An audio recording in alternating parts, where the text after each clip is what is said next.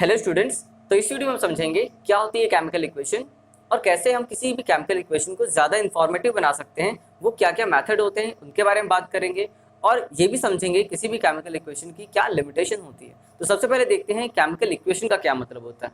तो यहाँ पे लिखते हैं केमिकल इक्वेशन। केमिकल इक्वेशन तो अगर हम एक लाइन में समझना चाहें तो क्या होती है केमिकल इक्वेशन? किसी भी केमिकल रिएक्शन को रिप्रेजेंट करने का तरीका, यही केमिकल इक्वेशन है।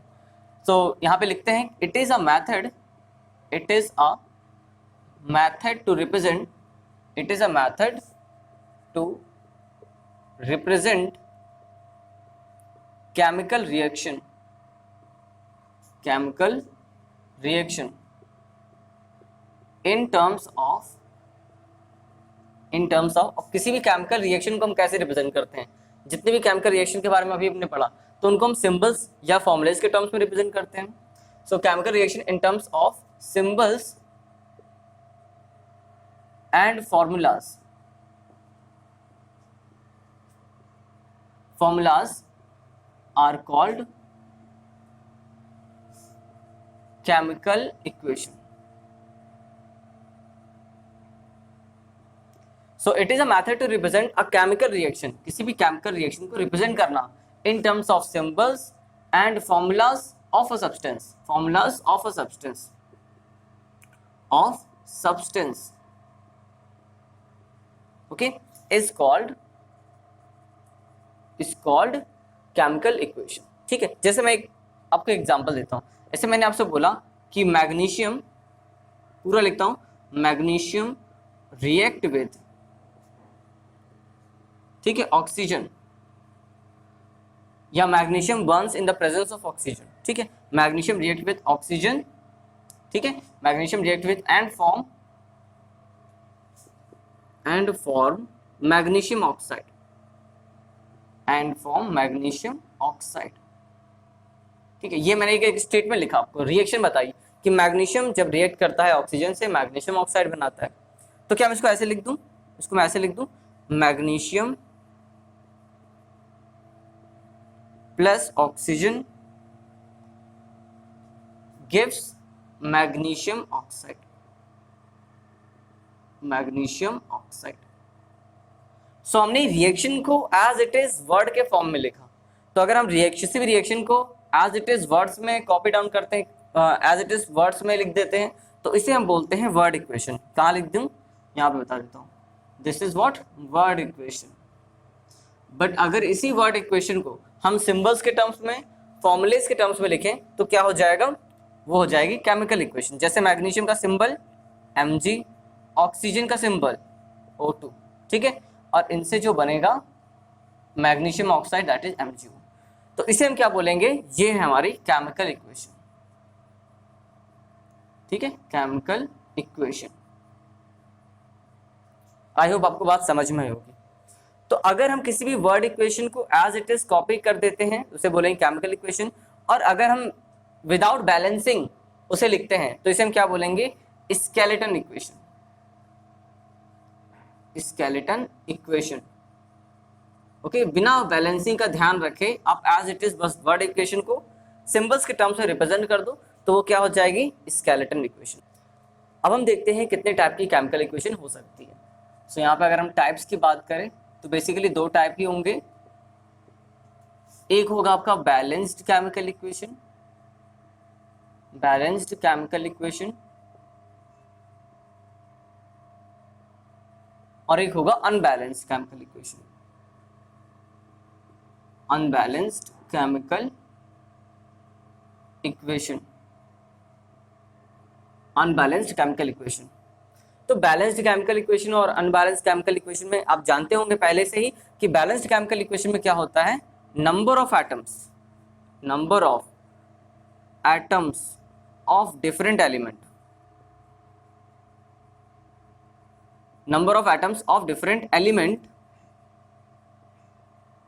should be equal, should be equal in reactant, in reactant and product side, in reactant and product। और यहाँ पे क्या होगा, number of atoms of different element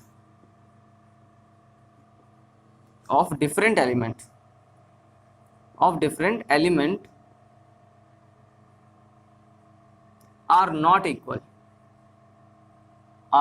equal in reactant and product side.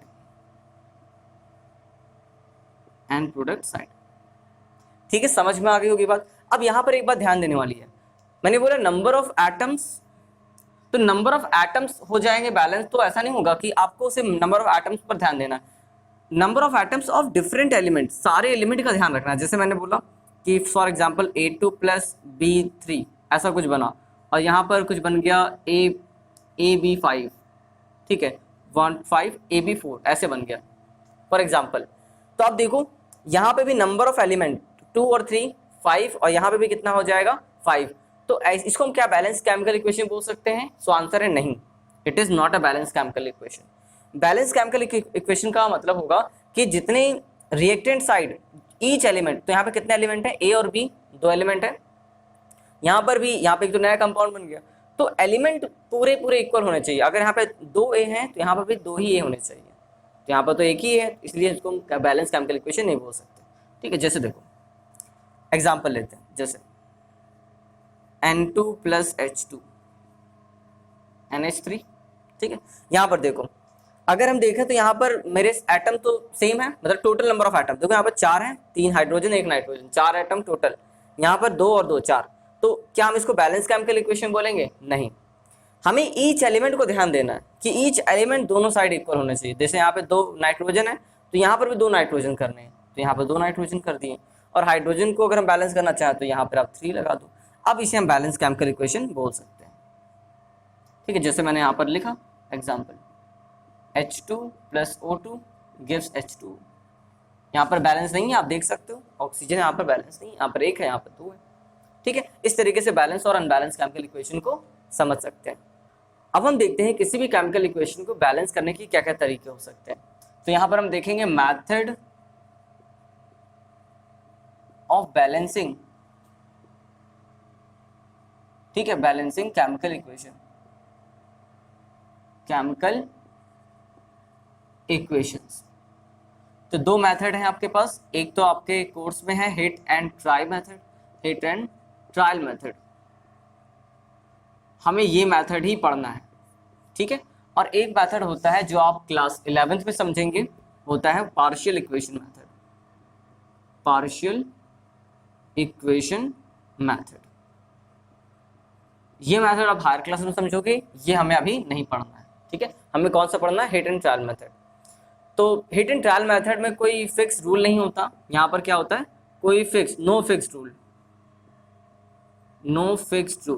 ठीक है, यहाँ पे कोई फिक्स रूल नहीं होता, बट हम यहाँ पे फिर भी बस याद नाम से पता चल रहा है हिट एंड ट्रायल, आप बस हिट करो ट्रायल करो, ऐसे गैस करो। ठीक है, क्या करते हैं यहाँ पर? हम गैस करते हैं, यहाँ पर बस हम गैस करते हैं, गैस करके हम इसे बैलेंस करने की कोशिश करते हैं, और 90% केसेस में आपका बैलेंसिंग इसी मेथड से हो जाता है, मोर देन 90%, और आपके एग्जाम में भी आएगा तो इसी मेथड से आपको करना होगा। ठीक है, तो बैलेंसिंग के बाद हम इस वीडियो में नहीं कर पाएंगे।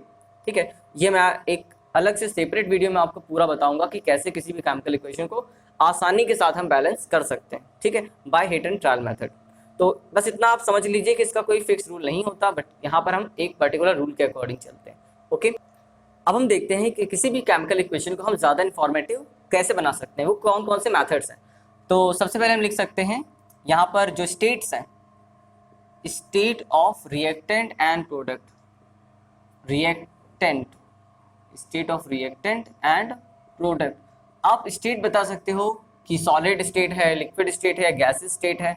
ठीक है, इसके अलावा ठीक है आप चाहो तो लिख भी सकते हो सॉलिड, लिक्विड, गैस किस फॉर्म में है, आप ये भी बता सकते हो। ठीक है, तो सॉलिड को जनरली हम प्रेसिपिटेट अगर बनता है, सॉलिड मतलब पीपीटी भी आ जाता है यहाँ पर।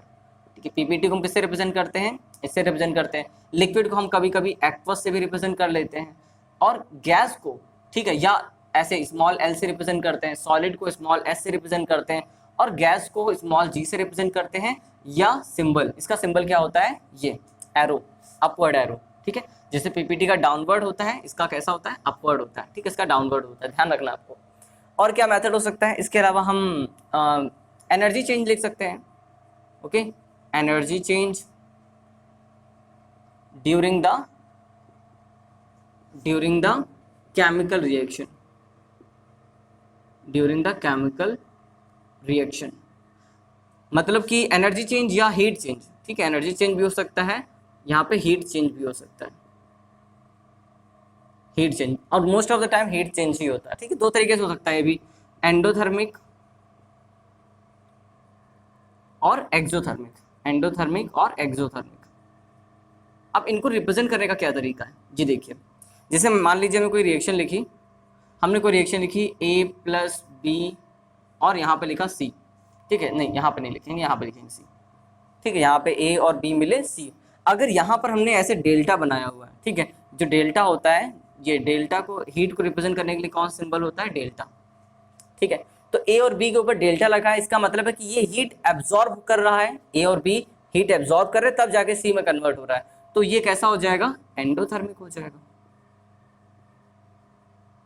ठीक है। इसी तरीके से अगर हमने मान लेते हैं ऐसे लिखा हुआ है A+, या ऐसे लिख लेते हैं, यहाँ पे हमने कुछ लिखा P+Q और बन गया ये R, ठीक है, और साथ में यहाँ पर ऐसे हीट लिखा हुआ है, या कभी कभी ऐसे लिखा होता है, चलो मैं बताता हूँ, हीट, तो ये एक्सोथर्मिक है, और ये आपको अपनी बुक में तो ऐसे दिखाई पड़ेगा, पर जब हायर क्लासेस में आप जाओगे तो थोड़ा सा चेंज होगा, कैसे होगा मैं बताता हूँ, यहाँ पे मैं बता देता हूँ, ठीक है, ये नोट कर लिया। स्टेट आप लिख सकते हो, रिएक्टेंट और प्रोडक्ट की solid, liquid, gas, solid PPT भी हो सकता है, एसपी में भी हो सकता है, डाउनवर्ड साइन में हो सकता है, ठीक है, और स्मॉल एस ज़्यादा मोस्टली हम रिप्रेजेंट करते हैं। इसके अलावा लिक्विड को हम एक्वस से भी रिप्रेजेंट कर सकते हैं, एल से भी रिप्रेजेंट कर सकते हैं, और यहाँ पर जो गैस है इसको जी या इस सिंबल से, ठीक है। देखो अब हम देखते हैं यहाँ पर, जैसे कभी कभी रिएक्शन आपको ऐसे दे रखी होगी, जैसे हमने लिखा A+B, ठीक है, ये A+B एक रिप्रेजेंटेशन है, और C कभी कभी आपको ऐसे दे रखा होगा ΔH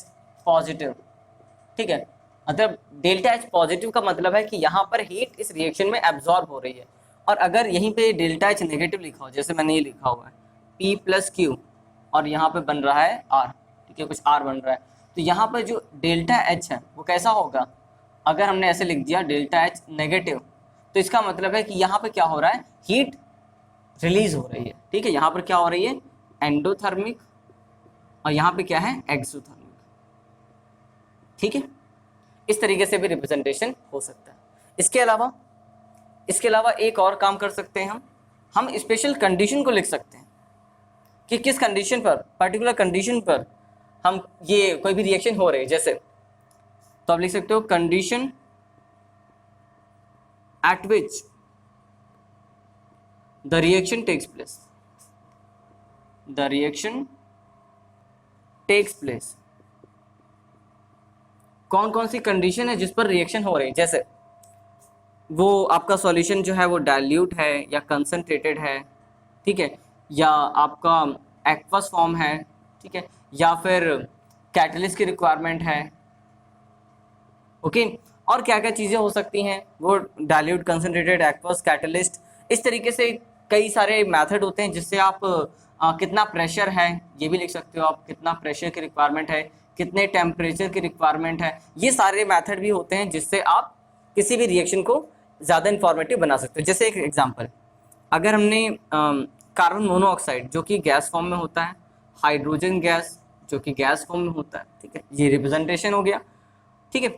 और जनरली हम जो ये सिंबल यूज़ करते हैं वो यूज़ करते हैं जब कोई गैस इवॉल्व होती है, यहाँ पर तो रिएक्ट हो रही ना, अगर इसके बाद रिएक्शन के बाद, कभी रिएक्शन के बाद अगर कोई गैस इवॉल्व होती है, वहाँ पर आप ऐसे सिंबल यूज़ कर दो। जैसे हमने एक रिएक्शन पढ़ी थी जिंक प्लस H2SO4, यहाँ पर हाइड्रोजन गैस लिबरेट होती है, तो वहाँ पर आप जी भी लिख सकते हो और ऐसे सिंबल भी यूज़ कर सकते हो, बट यहाँ पर सिंबल यूज़ करना ये वाला सही नहीं होगा। समझ में आई बात, ठीक है।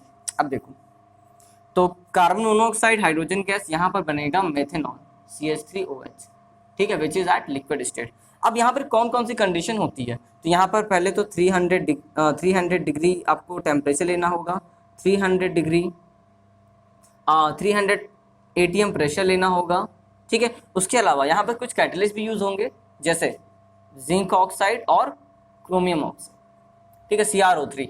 तो इन कंडीशंस पर जाके ये रिएक्शन होगी। तो इस तरीके से हम किसी भी रिएक्शन को ज़्यादा इंफॉर्मेटिव बना सकते हैं। अब हम देखते हैं limitations of chemical reaction. Limitations का मतलब होता है क्या कमियां हैं जो केमिकल इक्वेशन, यहाँ पे इक्वेशन लिखते हैं, क्या कमियां होती है किसी भी केमिकल इक्वेशन की, इसको समझते हैं। जैसे इसको फर्स्ट पॉइंट लिखते हैं, इट डज नॉट गिव, मैं दो इंपॉर्टेंट बताऊंगा केवल, ऐसे तो बहुत सारी हो सकती हैं।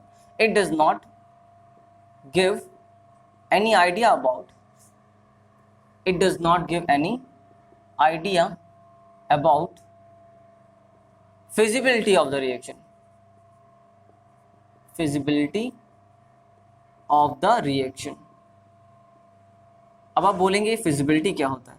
feasibility का मतलब होता है कि ये रिएक्शन होगा या नहीं होगा, ठीक है, मतलब reaction will occur or not, reaction will take place or not, take place or not.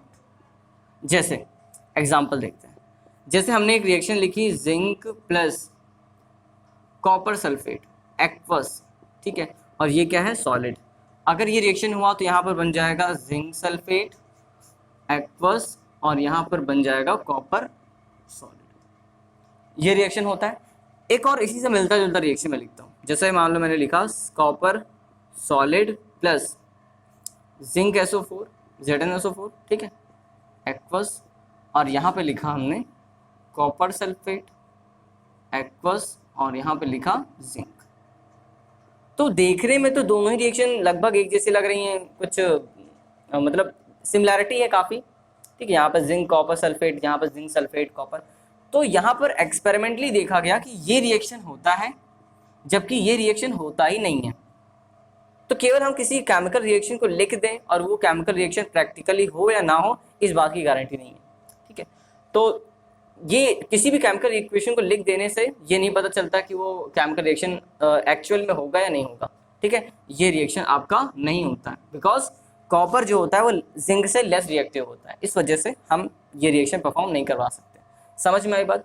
एक सेकेंड पॉइंट इसका देख लेते हैं। सेकेंड पॉइंट क्या हो सकता है, जो कोई भी केमिकल रिएक्शन होती है वो हमें किसी भी रेट के बारे में आइडिया नहीं देती है, मतलब रेट ऑफ रिएक्शन आप डिटरमाइन नहीं कर सकते, ओके, रेट ऑफ रिएक्शन ये ऐसे लिख दूं, it does not give any idea about rate of reaction.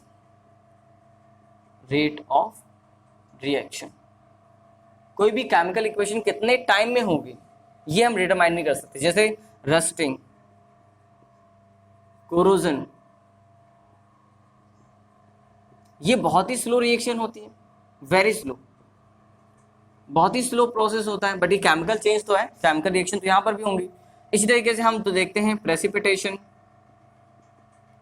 Precipitation reaction या एसिड बेस रिएक्शन,